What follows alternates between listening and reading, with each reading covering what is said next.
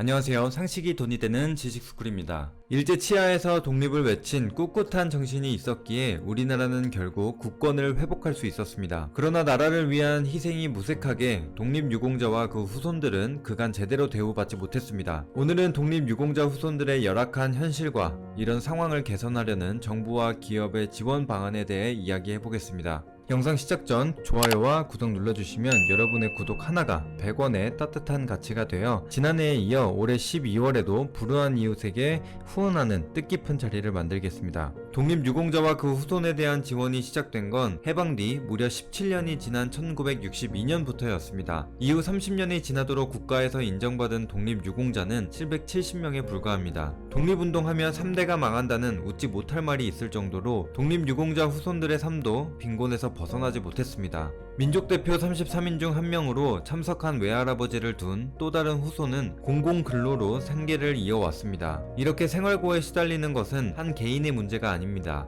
서울시에 따르면 현재 서울에 사는 독립유공자 후손은 3대손까지 17,000여 명으로 이 중 74% 정도가 월 소득 200만원 미만으로 생활하고 있습니다. 서울시가 발표한 독립유공자 후손 예우 방안에는 2022년까지 730억 원을 투입해 생활지원수당과 공공주택을 늘리며 독립유공자 후손으로서 자긍심을 높이는 예우를 강화한다는 내용이 담겨 있습니다. 구체적으로 살펴보면 원래 생존 애국지사에게만 지급하던 수당을 범위를 넓혀 저소득 유공자 후손에게 매달 20만원씩 지급합니다. 후손을 위한 공공임대주택 공급도 늘리기로 했습니다. 이에 더해 수혜 대상을 4에서 5대 후손까지 늘려 대학 장학금을 지급하고 해외 독립운동 뿌리찾기 사업을 시작합니다. 2024년까지 효창공원 안에 독립운동가 15,000여 명에 대한 기업공간도 조성하기로 했습니다. 기업에서도 독립운동가들의 희생을 기리는 다양한 CSV 캠페인을 진행합니다. LG에서는 2016년부터 국내외 참전용사를 비롯해 독립유공자의 주거 환경 개선 활동을 진행해오고 있습니다.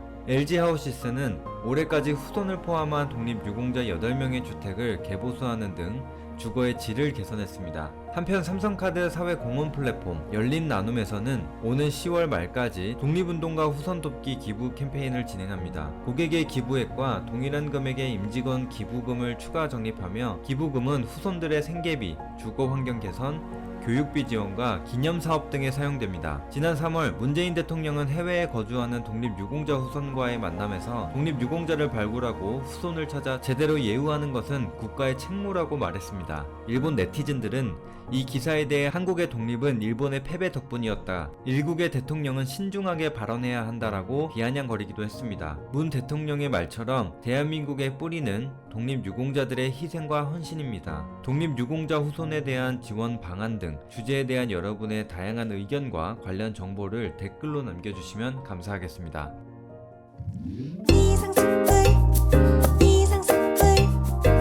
주식을 모르면